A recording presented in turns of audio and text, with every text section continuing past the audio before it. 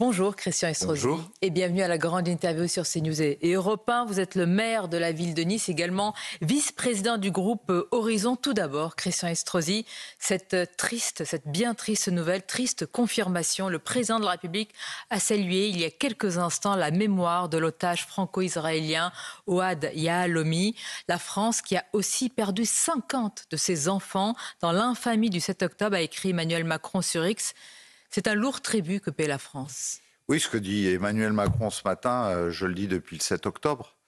Je suis heureux de voir le président de la République utiliser le mot de barbarie. J'ai une pensée pour la famille de Ohad Yahalomi, qui est notre compatriote, mais j'ai une pensée pour tous les autres. Lorsqu'il y a eu cet accord pour libérer les otages israéliens, et je peux comprendre qu'il y ait eu cette exigence pour redonner de l'espoir aux familles, en échange de plusieurs centaines, voire milliers de terroristes palestiniens qui étaient retenus dans les geôles israéliennes. À un moment où l'opinion publique commençait à dire tirer sur Gaza, et surtout des hommes politiques qui, dans notre pays, sont indignes dans leur comportement, les Mélenchon, les Rima Hassan et compagnie. J'ai dit, attendez, vous allez voir. On va d'abord rendre quelques otages qui auront sans doute subi des moments épouvantables, et on commence à savoir ce que ces femmes et ces enfants qui ont été rendus ont subi. Et puis après, vont commencer à arriver quelques cercueils. Et là, je pense que ça va vraiment frapper l'opinion publique. Nous y sommes, et tout cela intervient. Christian Estrosi, alors qu'Israël, vous en avez parlé, vous pensez à eux, j'imagine, pleure la famille Bibas, et bien au-delà d'Israël d'ailleurs. Hier soir, en hommage... Vous savez, tant que le Hamas ne sera pas éradiqué totalement, il ne pourra pas y avoir de discussion de paix possible. On va en parler. Restons d'abord sur cet hommage, puis vous nous direz par quoi passe une éradication totale du Hamas. Mais en hommage à Ariel, Kfir et Shiri, la colonnade de l'Assemblée nationale s'est éclairée en orange, tout comme d'ailleurs le fronton de la mairie de Nice. Alors, ce qui a fait réagir Rima Hassan, en tous les cas concernant l'Assemblée, elle a écrit ceci sur X. En un an de génocide, n'avez-vous pas trouvé une seule petite soirée d'hommage aux 18 000 enfants palestiniens assassinés par Israël? Hypocrite que vous êtes. Que lui répondez-vous? Des victimes civiles d'une guerre, c'est toujours affreux. Un homme, une femme, un enfant, c'est toujours une horreur. Mais comparer un génocide perpétré par un mouvement terroriste islamiste à l'égard de ces familles israéliennes, qui est un acte qui plus est antisémite, à un acte de guerre et qui est naturel parce qu'il y a un moment où Israël est obligé de se protéger, de se défendre. Eh bien, voilà, longtemps que je dis que cette personne n'est plus digne d'exercer un mandat public et devrait même être poursuivie pour apologie du terrorisme. C'est à la justice de décider. Oui, enfin, c'est à la justice de décider. Et à un moment, je voudrais que l'État français prenne des dispositions à l'égard de ceux qui portent un mandat public et qui, aujourd'hui, se Donc vous demandez très le retrait du mandat d'eurodéputé de Rima Hassan. Soyons clairs, vous demandez le retrait de son mandat. Oui, et de tous ceux qui, aujourd'hui, font cette apologie du terrorisme, clairement, ouvertement, et le revendiquent. Ce sont des alliés directs, quand même, de mouvements terroristes qui sont le Hamas. Et derrière le Hamas, c'est l'État islamique, c'est Daesh, c'est tous ceux qui frappent, comme celui qui, hier soir, j'étais au verdict rendu aux assises de Paris, où mes policiers municipaux qui ont neutralisé un barbare qui, dans la basilique Notre-Dame à Nice, en octobre 2020, a assassiné trois personnes dont les familles sont mes amis. Mais disons les mots, Christian Estrosi, dont une paroissienne qui a été décapitée, égorgée, et cette accusée... 3 paroissiennes, dont un sacristain. Ce sont 3 familles qui sont mes amis. Mes policiers municipaux, en moins de 4 minutes, heureusement, ont réussi à le mettre hors d'état de nuire. J'étais présent au moment où ils sont intervenus dans la basilique, donc j'ai cette scène avec cette mare de sang autour de Simone, où les réanimateurs ont essayé de la ramener à la vie jusqu'au bout. Simone Barreto Silva, 44 ans, mère de famille qui a reçu 25 coups de couteau. Extraordinaire. Et une famille de Brésiliens niçois extraordinaires. Voilà, justice a été rendue. Oui. Je veux rendre hommage. Réclusion criminelle à perpétuité assortie d'une période de sûreté incompressible, puisque vous y étiez. Racontez-nous, si je puis dire, c'est la perpétuité réelle. C'est-à-dire que plus jamais ce barbare ne verra le jour. Plus jamais il ne verra le jour. Il a revendiqué l'acte. Ça ne rendra pas la vie à Simone, à Nadine, et naturellement à Vincent, et le chagrin reste présent. Et la justice est passée. La justice est passée, mais je le dis très clairement, ni pardon, ni oubli. Autre actualité, Christian Estrosi, lors du Conseil interministériel sur l'immigration hier, François Bayrou a haussé le ton vis-à-vis du régime algérien. Il a donné 6 semaines à l'Algérie pour reprendre ses ressortissants les plus problématiques. Sinon, dit-il, on pourrait aller vers le réexamen des accords dérogatoires de 68. Alors, reconnaissons-le, c'est la première fois qu'un Premier ministre en exercice pose ainsi les conditions. Est-ce que vous vous félicitez de ce changement? Bien sûr. Ou comme certains, vous dites, attention, peut-être que le Premier ministre gagne du temps? J'avais tellement l'impression d'avoir prêché si longtemps dans le désert. Et je sais que vous avez une réelle mémoire journalistique, chère Sonia Mabrouk. Il y a 10 ans, quand je parlais de cinquième colonne qui s'infiltrait pour tisser des ramifications sur notre territoire où maintenant les... vous aviez été extrême droitisé, même à l'époque... On m'avait naturellement mis presque sur la liste noire des gens excessifs à l'époque. Aujourd'hui, on trouve ça totalement banalisé.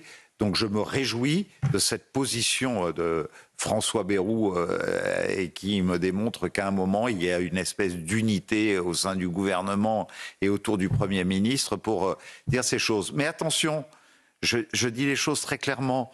Dire 6 semaines, c'est bien, mais passer à l'acte vraiment dans 6 semaines, s'il n'y a pas eu d'évolution, c'est une exigence. Vous avez des doutes, vous dites attention, l'ultimatum ne doit pas finir comme un coup d'épée dans l'eau. Avec le régime algérien, qui est pour moi un régime voyou et un régime antisémite, d'accord, je doute qu'au bout de 6 semaines, nous n'obtenions des résultats tangibles. Vous dites antisémite par rapport à ce qui a été dit sur le président français ou encore sur l'avocat de Boualem Sansal, c'est bien ça? Et notamment sur l'avocat de Boualem Sansal, qui est mon ami, qui présidait mon dernier salon du livre à Nice, qui est un homme extraordinaire, qui est atteint d'un cancer, qui n'est pas soigné, qui est mis à l'isolement et dont on a rejeté l'avocat parce qu'il était juif. Alors le Premier ministre a parlé hier de Boualem Sansal, évidemment dire que c'est inacceptable, mais très concrètement, Monsieur le maire, c'est très dur à dire ce matin. Est-ce qu'on se rend compte maintenant qu'il risque désormais de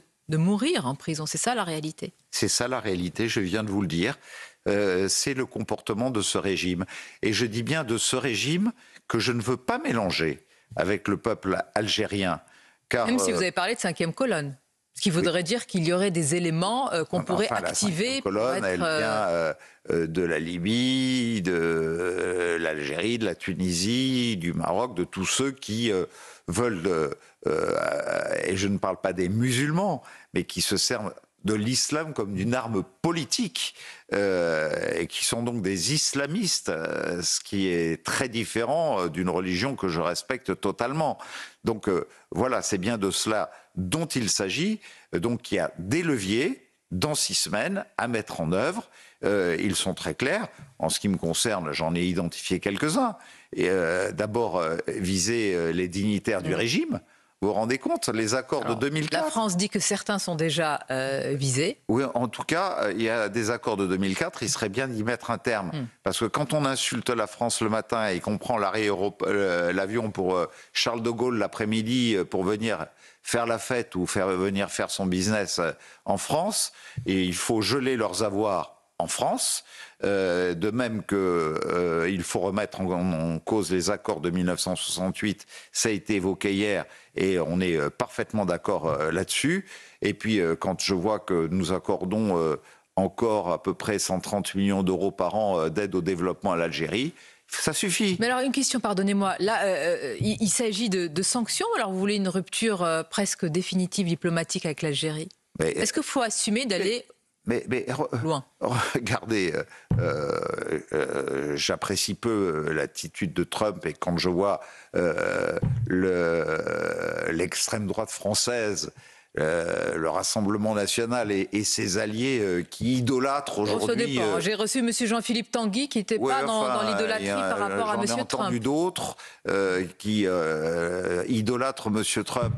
Vous lui reconnaissez aucun mérite, Donald Trump, sur le plan migratoire? Quand on voit comment nous sommes menacés d'être pris en étau entre les États-Unis, et Dieu sait si j'aime le peuple américain, et qui va vite en revenir, et Poutine de l'autre côté, il est temps qu'il y ait un sursaut européen. Mais en tout cas, la méthode Trump, quelque part, ça fonctionne.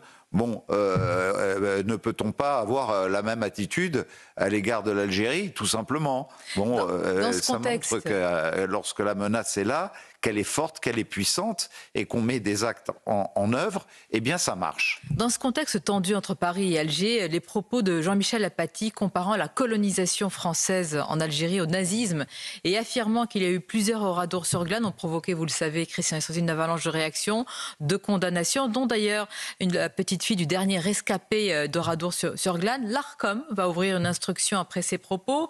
Vous-même, qu'en avez-vous pensé ? Je trouve que c'est un niveau d'indécence qui mérite à peine d'être commenté. Au fond, M. Apathy ferait un très bon tandem avec Rima Hassan. Même combat. Mais vous vous rendez compte, Oradour-sur-Glane, le symbole que c'est de cette période de la Shoah.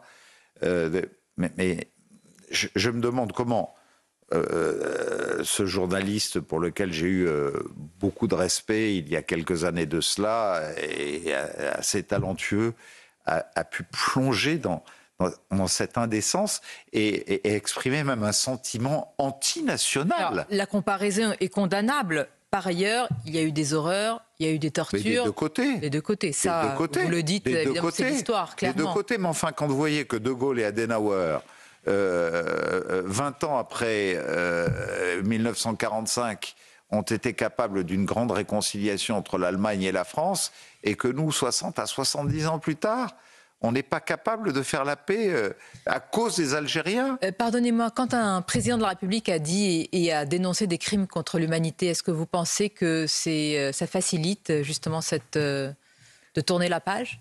Je parle d'Emmanuel Macron. Je pense que c'était une erreur de sa part, et que voilà, maintenant il faut arrêter avec cette espèce de repentance mémorielle. Les Français ne le supportent plus. Je crois que les Algériens, vous savez, j'ai beaucoup aidé les Pieds Noirs dans ma ville à la réhabilitation de la sépulture de leurs parents en Algérie, oui. À Oran, à Alger et à Constantine notamment. Et alors que pendant 40 ou 50 ans, ils n'y étaient pas retournés, eh bien ils y sont retournés pour se recueillir devant ces sépultures. Et ils sont tombés dans les bras les uns des autres, dans les immeubles où ils habitaient, avec ceux avec lesquels ils avaient grandi et qui habitent toujours dans les mêmes appartements. Ça montre bien qu'il y aurait une réconciliation possible, mais pas tant qu'il y aura ce régime algérien. Dernière question, Christian Estrosi, tout autre sujet. Nous sommes à quelques heures de la fermeture d'une chaîne de télévision en France, la fermeture de C8, après, je le précise, la décision de non-renouvellement de la fréquence TNT. Beaucoup de responsables politiques se sont exprimés, souvent du même bord, ont dénoncé cette décision, parlant de censure d'État et de décision politique. On a peu entendu, sauf Maud Bréjon, me semble-t-il, le bloc central. Vous l'incarnez, vous le représentez. Donc, que pensez-vous de cette fermeture ? Moi, je dis très clairement les choses. Toute sanction doit être proportionnée. Et la question qu'on peut se poser, c'est est-ce que l'organisation de l'Arcom telle qu'elle est, sa représentativité, est à la hauteur d'un enjeu comme celui-là. C8, c'est une grande chaîne de télévision, avec de très bonnes émissions. Bon, après qu'on juge de la dérive de 1, 2, 3 personnes, c'est le rôle de l'Arcom naturellement, mais enfin remettre sur la touche 400 salariés, et je suis pour naturellement le pluralisme des médias, et j'y suis très attaché, eh bien je pense qu'on a peut-être franchi une limite qui devrait, après qu'on ait fait le CSA avec ses dysfonctionnements, l'Arcom aujourd'hui, etc., penser avoir une institution qui, de manière un peu plus objective... Donc la décision était subjective.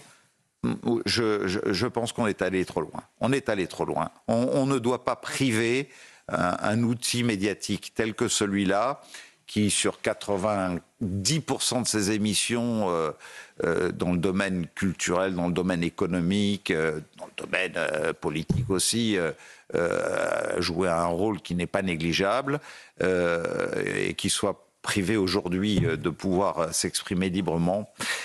Voilà, j'ai beaucoup de réserves à l'égard de cette décision. On les a entendus. Merci Christian Estrosi. C'était votre grande interview. Je vous dis à bientôt. Merci à vous.